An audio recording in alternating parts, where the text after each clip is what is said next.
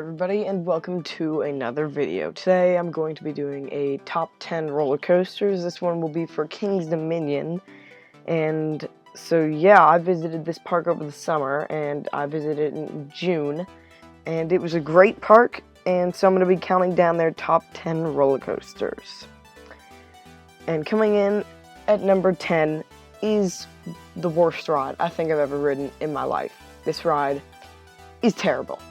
It is terrible. It is so shaky that you can't even come close to enjoying it. Every single piece of this ride is just terrible.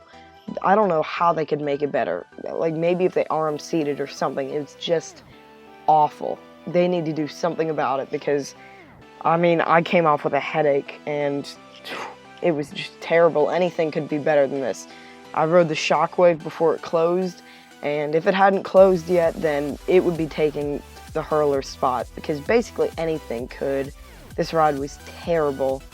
I guess I can say I enjoyed it more than a kiddie roller coaster or something, but I mean, it's just unbearably shaky. They need to definitely do something about it, demolish it, RMC it, I don't know, but they need to free up some space by getting rid of this ride.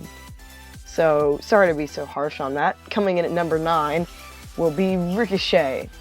So, although this ride is, yes, it's just a wild mouse, I thought it wasn't terrible, and it really wasn't as bad as I thought it would be. You expect not much from a wild mouse, and it's a wild mouse. It wasn't bad, so that's why it'll be better than Hurler. It'll come before Hurler. So coming in at number 8 is Avalanche. So it was a really fun ride. There's not many bobsleds left, and you don't see them around, and the reason it's not higher up is because it's a very short ride. It's not very fast. It's more of a family ride, and it's somewhat shaky, but it was fun. If you lift your head up, it's a lot more enjoyable, that's for sure.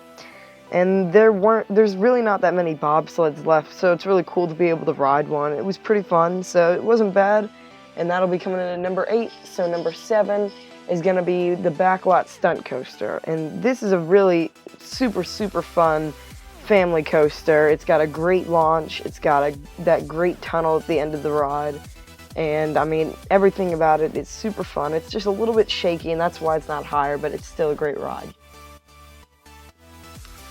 Coming in at number 6 is Grizzly. So the Grizzly was really fun, and the reason it's not higher is because it is somewhat shaky, and I would have enjoyed it more if it was a little bit less shaky, but it was still a fun ride, and there weren't many problems with it, so this is why it's coming in at number 6.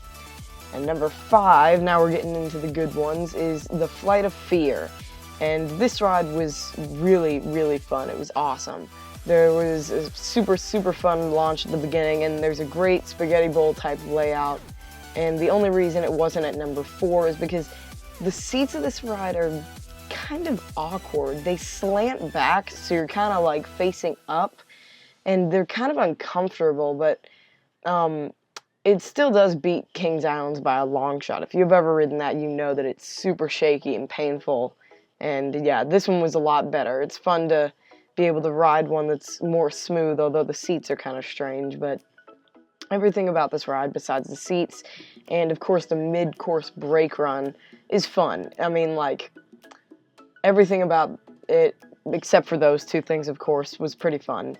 I just really wish there wasn't that mid-course brake run, because it kills all of your momentum and you really don't get it back until that last corkscrew, and then the ride is over. So those are the reasons why it's not coming in at higher, but it was still a great ride. Alright, now this is probably shocking a lot of you. Anaconda will be number 4, and yes, I know, you're all thinking this ride has to be awful. If you've ridden it, you probably don't like it, and if you haven't ridden it, you've probably seen Coaster Studios videos on it, and so you probably think this ride sucks. It's super shaky, it's painful, the layout's not good, it's not fast, all those things. And it wasn't like amazing or anything, but it was not bad at all. I really enjoyed it.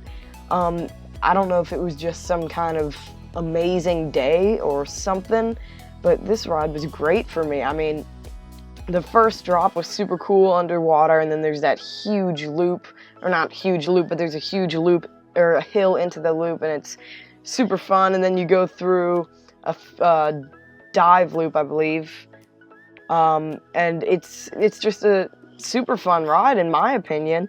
I didn't find it to be very shaky. I rode in the middle of it, too. I didn't even ride in the front seat, and I just enjoyed my ride on it, and I don't know if it was a good day, like I said, or what it was, but I enjoyed it, and I know a lot of people don't, but if you go there, I think you should definitely ride it. Coming in at number 3 will be the Dominator, and what is not to like about this ride? I hardly have anything to say about it. It was super smooth, it was super fast, I mean, just flawless in my opinion. Everything about it was fun, the inversions were fun. There was really nothing about it that like made me enjoy it less or anything. It was just a great ride, and yeah. So number 2 is another fantastic ride, Volcano the Blast Coaster. And although Dominator was great, this ride was even better. The launches on this ride are just spectacular, and the overall ride layout is once again spectacular. I love everything about this ride. I mean, but the first 2 launches are what really make it. It was just incredible, everything about it. I got to ride, I think, 3 times, one in the middle, one in the back, one in the front. And if you go to the park, ride in the front seat. It is insane. I mean, it was just a great ride. But, of course, you all know coming in at number 1 will be the Great Pumpkin Coaster. This ride is amazing. I mean, the 8-foot drop, perfect, genius. This ride pulls so many G-forces. I didn't even know where I was when I got off this ride. I was just freaking out. This ride was incredible. Who doesn't love the Great Pumpkin Coaster? Yeah, just brilliant. The layout, everything about it, amazing. Now let's get real.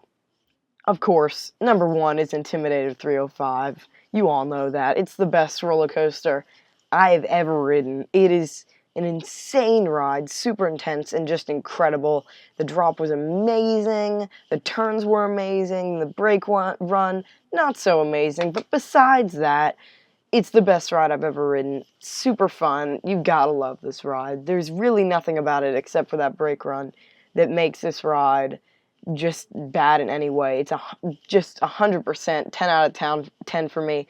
I mean, when you go down that first hill into that right turn, you bank and you're pulling so many G's that I blacked out all 3 times that I rode this.